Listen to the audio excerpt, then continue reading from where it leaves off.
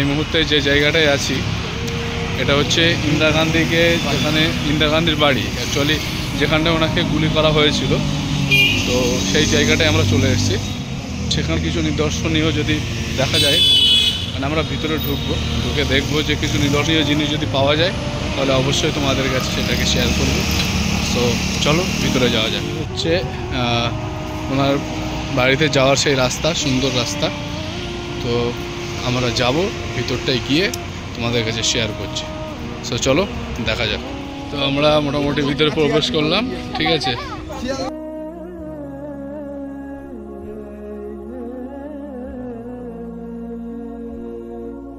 তো বন্ধুরা, ইন্দিরা গান্ধীর বাড়িতে প্রবেশ করার পরে তোমরা দেখতে পাচ্ছ ইন্দিরা গান্ধী পরিবারের যত মানুষ ছিলেন তাদের ছবি বিভিন্ন দেয়ালে টাঙানো রয়েছে এবং সেই সমস্ত জায়গায় স্মৃতিগুলো লেখা রয়েছে।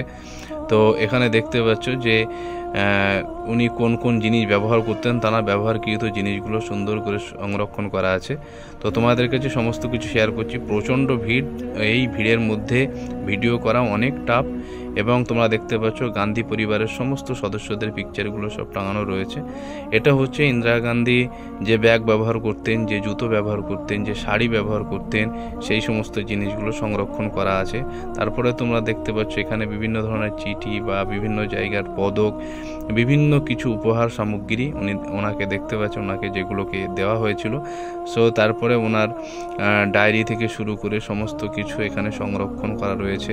তারপরে আমরা এখান থেকে আরেকটু সামনের দিকে চলে যাব। গান্ধী পরিবারের সমস্ত পিকচারগুলো তোমরা দেখতে পাচ্ছ এবং সাথে সাথে দেখতে পাচ্ছ যে উনি যে রুমালটা ব্যবহার করতেন বা সেই রুমালগুলো রাখা রয়েছে। তারপরে ইন্দিরা গান্ধীর ছোটোবেলার ছবি, সেই সমস্ত ছবিগুলো সব দেওয়ালে সুন্দর করে সব হোয়াইট অ্যান্ড ব্ল্যাক, মানে সাদা কালো পিকচার।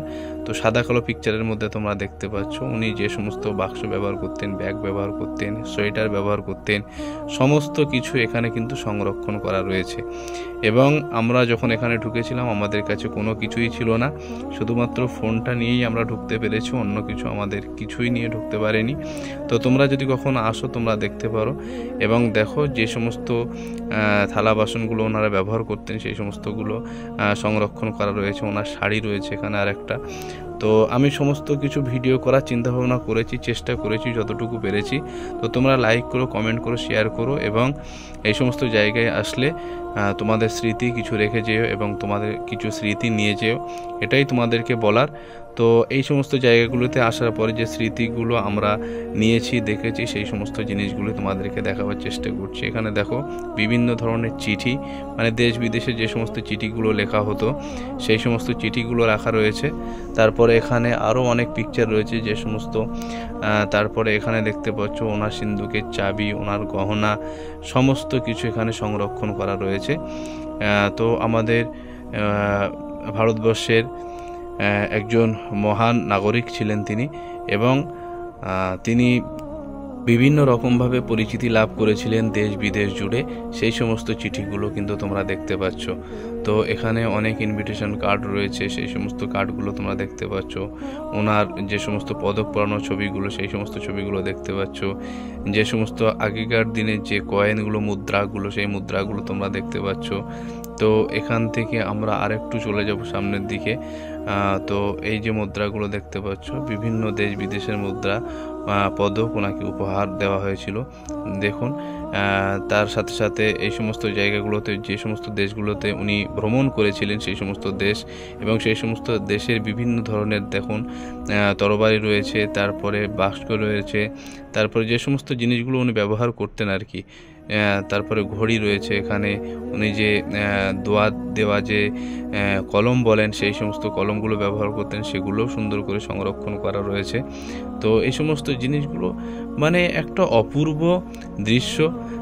দেখো তোমরা যে সমস্ত, তারপরে ওনার সিন্দুক, সেই সমস্ত সিন্দুকগুলো তোমরা দেখতে পাচ্ছ। তারপরে এখানে অনেক ধরনের মেডেল রয়েছে। তো এই সমস্ত পত্রিকায় ওনার ছবিগুলো বার হতো, সেই সমস্ত পত্রিকাগুলো সুন্দরভাবে সংরক্ষণ করা আছে। তো দেখতে দেখতে আমরা মোটামুটি প্রায় শেষের দিকে। তো এই একটা বাস্ক আমি বুঝলাম না, এটা সম্ভবত চায়না থেকে ওনাকে গিফট করা হয়েছিল, কারণ এখানে একটা চাইনিজ মানুষের ছবি রয়েছে মানুষটাকে আমিও চিনি না, তবে দেখে মনে হচ্ছে চাইনিজ মানুষ। তো তারপরে চায়না থেকে বিশেষ কিছু উপহার সামগ্রী নিয়ে আসা, সেই সমস্ত জিনিসগুলো আমরা দেখতে পাচ্ছি।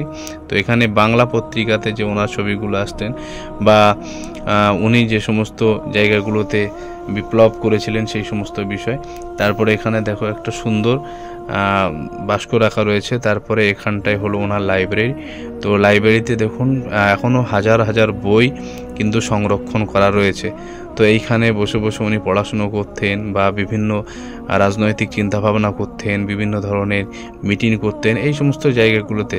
এই সমস্ত জায়গাগুলো দেখে একটা আলাদাই অনুভূতি হলো যে আজকালকার দিনের নেতা আর আগের দিনের নেতা। এই সমস্ত জায়গাগুলোতে দেখুন ওনার গাড়ি বা সেই সমস্ত সরঞ্জামগুলোও রয়েছে।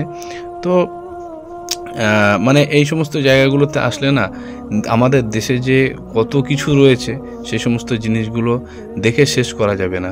পুরো দিল্লির প্রত্যেকটা পরিবেশ আমরা ঘুরে ঘুরে দেখার চেষ্টা করেছি আর তোমাদেরকেও দেখাবার চেষ্টা করেছি। এখানে দেখুন সুন্দর পাঞ্জাবি রয়েছে, যে সম্ভবত ওনার পরিবারের কেউ এটা ব্যবহার করতেন।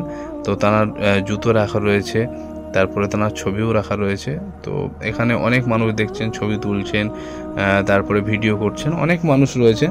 তো এখান থেকে আস্তে আস্তে এখানে যে আমাদের জাতীয় পতাকার যে সুন্দর যে একটা দৃশ্য রয়েছে, সাথে সাথে গান্ধী পরিবারের প্রত্যেকটা ব্যাপারে এখানে যে সমস্ত বিষয়গুলোকে নিয়ে ওনারা লড়াই করেছিলেন সেই সমস্ত জিনিসগুলো আজও পর্যন্ত সংরক্ষণ করা রয়েছে।